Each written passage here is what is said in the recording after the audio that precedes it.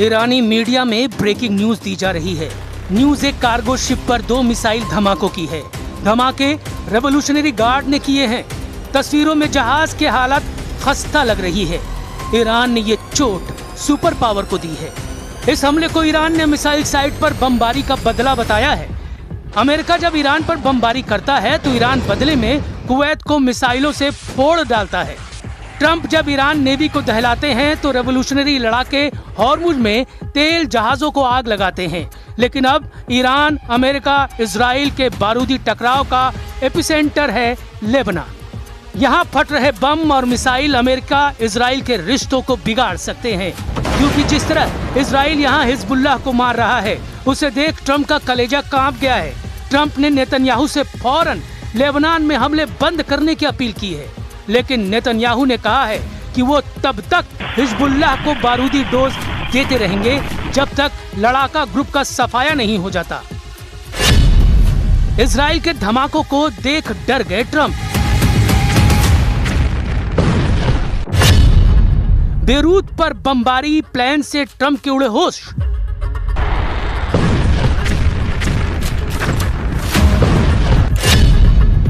Trump ने कहा, बीबी तुमसे सब नफरत करते हैं।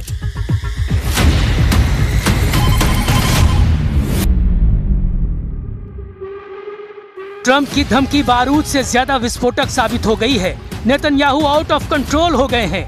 इजराइल के प्रधानमंत्री ने सुपर पावर की चेतावनी को अनदेखा कर दिया है। नेतन्याहू ने ऐलान किया है कि बेरूत को बर्बाद होने से कोई नहीं बचा पाएगा। नेतन्याहू ने ये बात ट्रंप को भी बता दी है कि इजराइल का स्टैंड बदला नहीं है, उसका प्लान एक्टिव है। तो क्या होगा ट्रंप के शांति प्रस्ताव का? क्योंकि ईरान ने कहा है कि अगर अब लेबनान पर एक भी बम फटा तो तेल अवीव में मिसाइलों की आंधी आएगी। ईरान की सेना ने चेतावनी दी है, अगर इजराइल ने लेबनान में हमला किया तो उसकी ओर से जवाब दिया जाएगा। इजरायली आर्मी की ओर से लेबनान में बमबारी और कई इलाके खाली करने की धमकी देने के बाद ईरान ने भी इजरायली इलाकों को खाली करने का मैसेज भेज दिया है। ईरान के खातम अल अंबिया सेंट्रल हेडक्वार्टर से इब्राहिम ज़ुल्फ़ागारी ने नेतन्याहू के नाम पैगाम भेजा है। قرارگاه مرکزی حضرت خاتم الانبیا صلی الله علیه و آله و سلم دقایقی پیش با هشدار به نخست وزیر رژیم صهیونیستی اعلام کرد نتانیاهو در ادامه شرارت‌های خود در منطقه ضاحیه و بیروت را تهدید. ईरान फिलहाल हॉर्मुज फ्रंट पर पूरा फोकस बनाए हुए है। ईरान ने अमेरिका के हमलों का बदला लेने तक का ऐलान कर दिया है।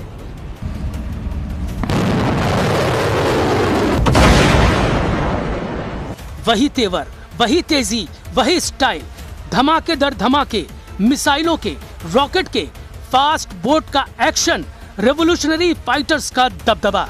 ईरान ने अमेरिकी गुरूर को फिर से तोड़ दिया। अब की बार ये बताकर मारा है कि ईरान की हद में जो आया उसका सफाया तय है। ईरानी मीडिया रिपोर्टों के मुताबिक रेवोल्यूशनरी लड़ाकों ने पनामा के झंडा लगे एक जहाज को क्रूज मिसाइल से धुआं कर दिया है। असल में यह कार्गो जहाज अमेरिकी कंपनी MSC सरिस्का V का है, जिसे ओमान के तट पर करीब ईरानी युद्धपोत पर हमले के बदले में ईरान ने मिसाइल से दहलाया है। इससे पहले 1 जून को अरब सागर से गुजर रहे एक कार्गो शिप पर मिसाइल से हमला हुआ, जिससे इराक के तट पर एक बड़ा विस्फोट हुआ। ये मिसाइल हमला इराक तट पर कसर से लगभग 40 समुद्री मील साउथ ईस्ट में हुआ था। समुद्री सुरक्षा एजेंसी ने बताया कि टक्कर के बाद एक जोरदार विस्फोट हुआ। यूके MTO ने मिसाइल हमले से प्रभावित जहाज की जानकारी साझा नहीं की है। इधर ईरान ने अमेरिका के साथ सभी तरह के संपर्क रोकने की बात कह दी है। ईरान की सरकारी मीडिया तस्नीम ने बताया कि axis of resistance Hormuz strait के बाद अब लाल सागर के एंट्री गेट पर मौजूद बाब अल मंडेब स्ट्रेट को भी बंद कर सकते हैं। हॉर्मुज स्ट्रेट के बंद होने से दुनिया के कई देश गंभीर तेल और गैस संकट में फंस गए हैं। लेकिन अब अगर बाब अल मंडेब को वास्तव में बंद किया जाता है तो इसके विनाशकारी परिणाम हो सकते हैं।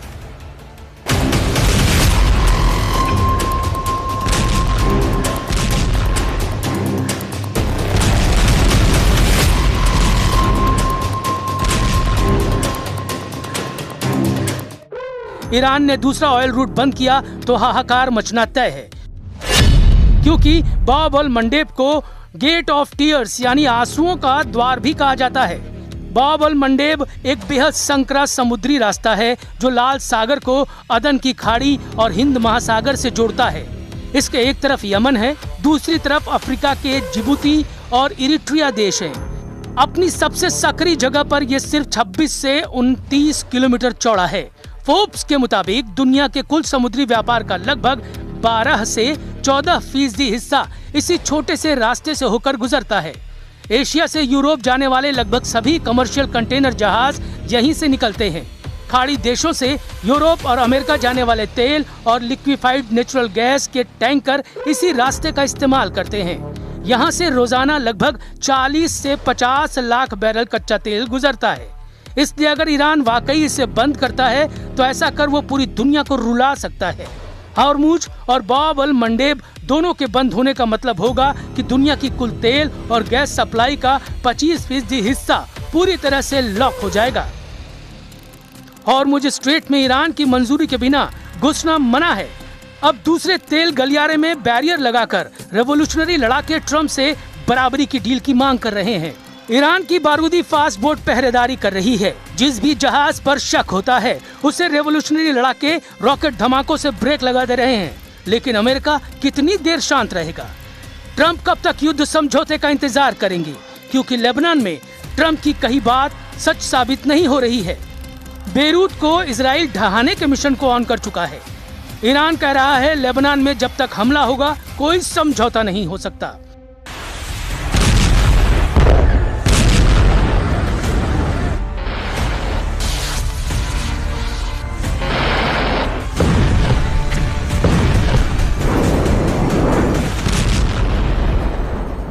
کردیم و کماکان تأکید داریم بر این نکته که آتش بس در لبنان بخش لاینفک هر گونه آتش بس و هر گونه توافق نهایی برای خاتمه جنگ هست. ट्रम्प और ईरान की धमकियों के बाद इजराइल हमले बंद क्यों नहीं कर रहा है तो उसकी वजह जान लीजिए।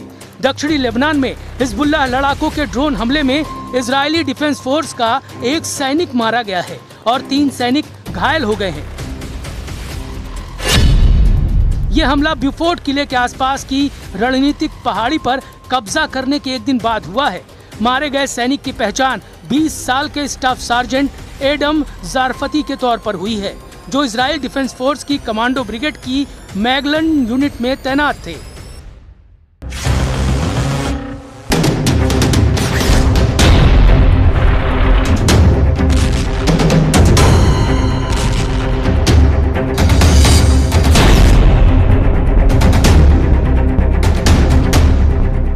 दो दिनों के युद्ध में दूसरे इजरायली सैनिक की मौत से युद्ध भड़क गया है। हिजबुल्लाह लड़ाके अब रात में फर्स्ट पर्सन व्यू ड्रोन की बौछार से इजराइल को दहला रहे हैं। इसलिए आईडीएफ ने हिजबुल्लाह आतंकियों को नबाती से खदेड़ना शुरू कर दिया है। इजराइल ने धमकी दी है कि नबाती में रहने वाले लेबनानी नागरिक इलाके को जल्द खाली कर दे। नागरिकों को जहरानी नदी के उत्तर भाग जाने की चेतावनी दी गई है। इजराइल ने दक्षिणी लेबनान में एक बड़ा बफर जोन बना लिया है। ये बफर जोन लेबनान के कुल क्षेत्रफल का लगभग 10% हिस्सा है, जिसकी सीमा इजराइल से लिटानी नदी और भूमध्य सागरी तट से लेकर सीरियाई सीमा माउंट हार्मोन तक है।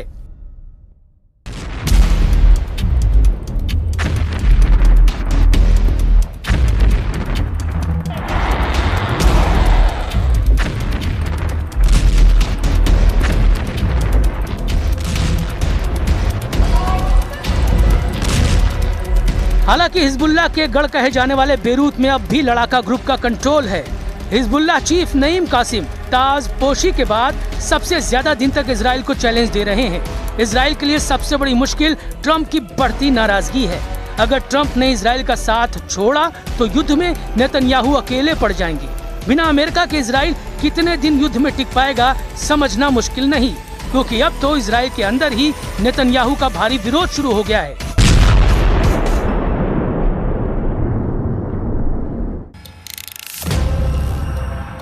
एक तरफ दक्षिण लेबनान में इजराइल नए नए किले फतह कर रहा है।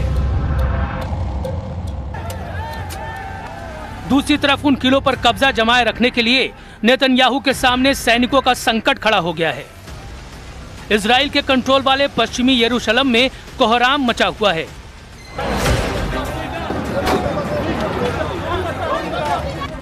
पश्चिमी यरूशलेम में पुलिस बैटन से पीट रही है। ये हंगामा करने वाले हैं हारेदी प्रदर्शनकारी। इन्होंने सेना में भर्ती के खिलाफ मोर्चा खोला हुआ है। हारेदी यहूदियों की रैली नेतन्याहू को बार बार चैलेंज कर रही है।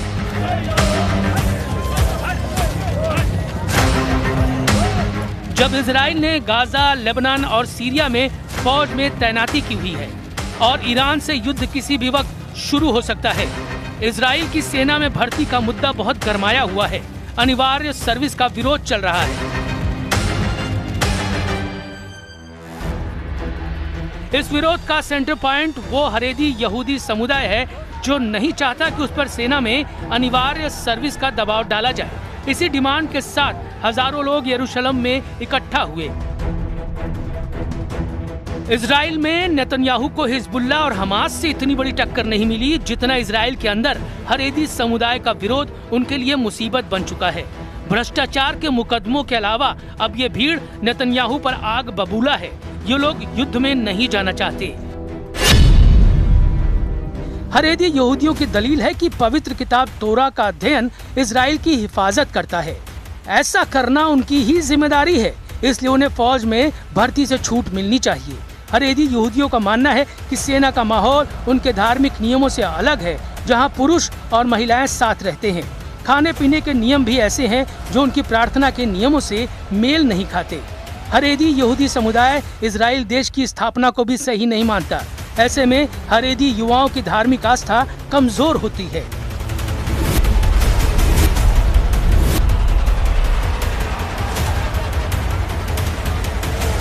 अभी तक हारेदी यहूदी समुदाय को सेना में भर्ती से छूट रही है, लेकिन सुप्रीम कोर्ट के आदेश के बाद इसे खत्म किया गया है। नेतन्याहू के गठबंधन वाले साथी भी यही चाहते हैं। ऐसे में नेतन्याहू सरकार से हारेदी समुदाय की टक्कर तेज होती जा रही है, लेकिन नेतन्याहू की दिलेरी से दुश्मन वाकिफ है। फाइटर लीडर कभी भी मुश्किलों से घबराते नहीं। दुश्मनों की भीड़ कितनी ही बड़ी क्यों न हो, इजराइल टकराने से बचता नहीं। इजराइल जमकर लड़ रहा है। फैसला ट्रंप को करना है कि वो साथ देंगे या नहीं, क्योंकि ये युद्ध इजराइल से ज्यादा उनकी साख का सवाल है।